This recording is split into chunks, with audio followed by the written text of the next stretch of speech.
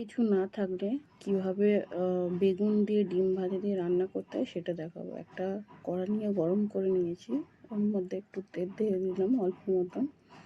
একটা ডিম ফাটিয়ে ওর মধ্যে হচ্ছে কি যে ডিমটাকে একটু হালকা করে ভেজে নেওয়ার পর ডিমটাকে আমি ভালো করে ভেজে টেজে নিয়ে ডিমটা আলাদা একটা জায়গায় ওটা আমি তুলে রাখবো। রাখার পর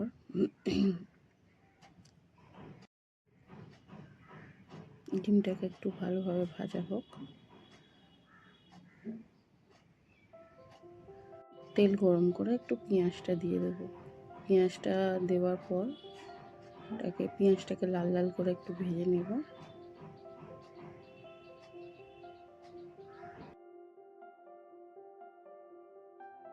পেঁয়াজটা লাল লাল করে ভাজা হয়ে গেছে।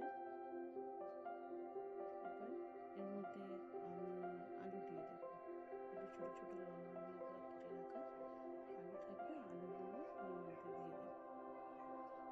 দেখুন আলুগুলো এর মধ্যে দিয়ে দিয়েছি। এবার ভালোভাবে আলুগুলো নেড়ে চেড়ে নিয়ে লাল লাল করে ভেজে নিতে হবে।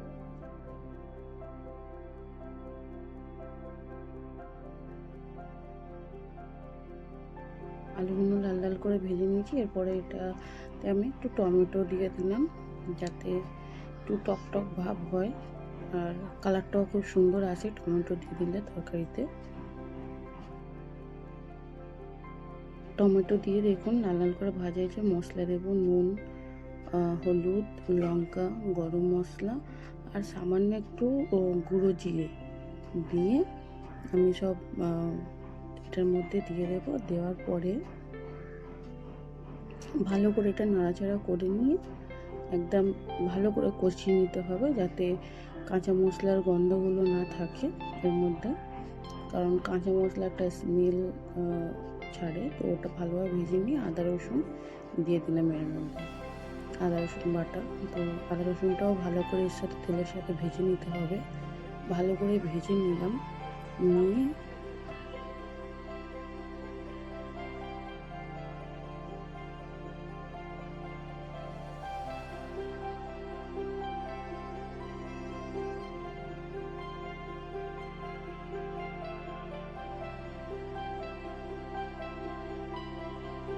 দেখুন মশলাগুলো ভালো করে ভাজা হয়ে গেছে, প্লাস দেখুন সাইড দিয়ে তেল ছেড়ে দিয়েছে মশলার। তো তেলগুলো ছেড়ে দিয়েছি যখন, তো ভেজে রাখা ডিমটা আমি এর মধ্যে ঢেলে দেব।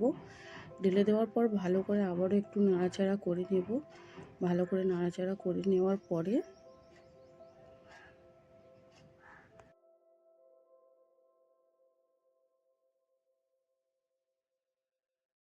ভালোভাবে নাড়াচাড়া হয়ে গিয়েছে। এরপরে বেগুনগুলো লম্বা লম্বা করে কেটে রাখা বেগুনগুলো এর মধ্যে দিয়ে দেব। দিয়ে দেওয়ার পর আবারও বেগুনগুলো এর সাথে ভালোভাবে নাড়াচাড়া করে নেব, যাতে বেগুনের কাঁচা গন্ধটা না থাকে।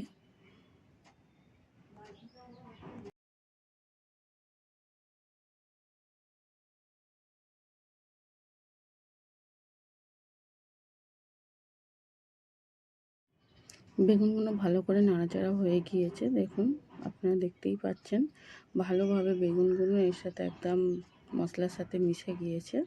তো বেগুনগুলো একদম নাড়াচাড়া হয়ে গিয়েছে। এরপরে একটু পরিমাণ মতন জল দিয়ে দেব, যাতে একদম গামাখা গামাখা আর কি জলটা থাকে। তো ওরকমভাবেই অল্প পরিমাণে একটু জল দিয়ে দেব। দেখুন অল্প পরিমাণে একদম জল দিয়ে দিচ্ছি।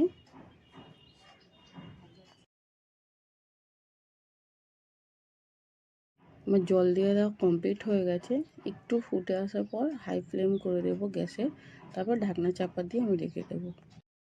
10-12 মিনিট পরে দেখুন একদম ঝোলটা যে মানে শুকিয়ে এসছে, একদম গামাখা গামাখা হয়ে গেছে। বেগুনগুলো দেখুন একদম ভাঙেনি, গোটা গোটা আছে। দেখতেই পাচ্ছেন একদম বেগুনগুলো একদম গোটা গোটা আছে, কিছু ভাঙেনি। দেখুন এবার এটা গরম গরম ভাতের সাথে ঢেলে আপনারা খেয়ে নিতে পারেন। দেখুন একদম দারুণ টেস্টি, হেভি সুন্দর হয়েছে।